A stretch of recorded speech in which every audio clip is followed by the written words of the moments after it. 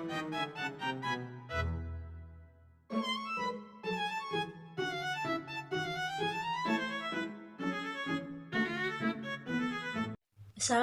warahmatullahi wabarakatuh. Saya Adina Putri Nareswari dari Prodi Perbankan Syariah kelas B dengan NIM 24108020036. Di sini saya akan menjelaskan tentang fungsi non-linier.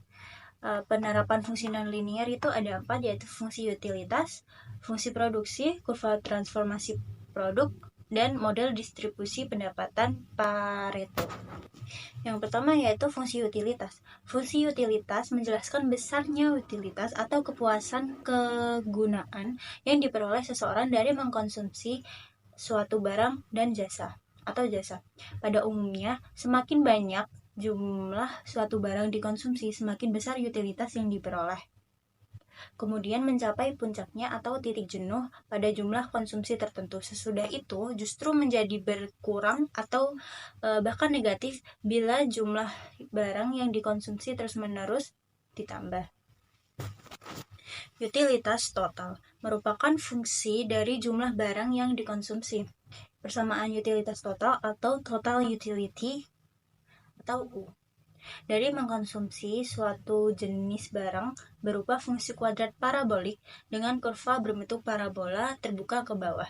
Lalu utilitas marginal utility atau MU ialah utilitas tambahan yang diperoleh dari setiap tambahan satu unit barang yang dikonsumsi. Lalu persamaan utilitas, contohnya bisa dilihat sendiri di atas.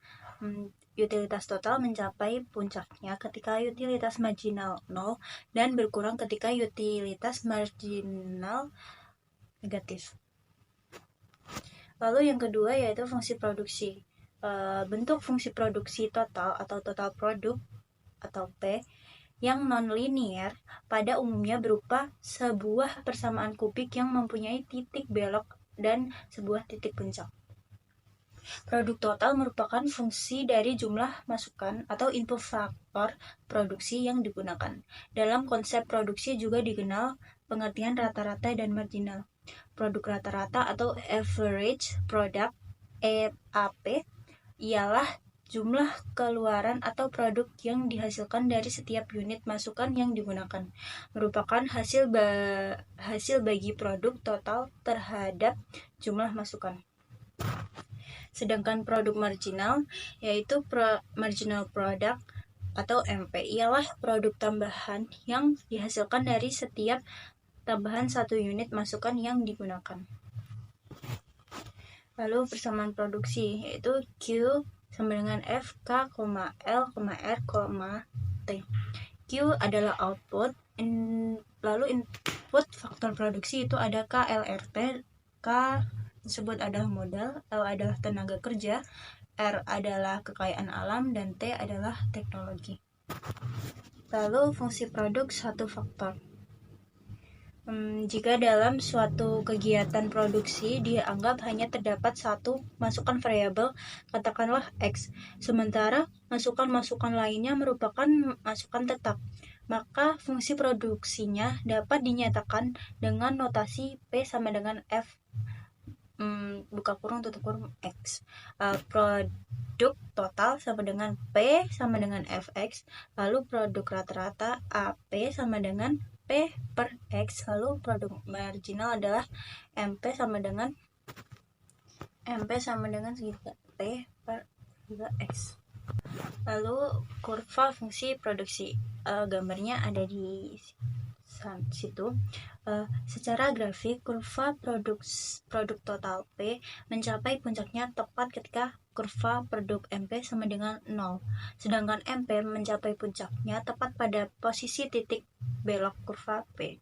Di samping itu, kurva MP memotong kurva AP pada posisi maksimum AP. Lalu kurva transformasi produk.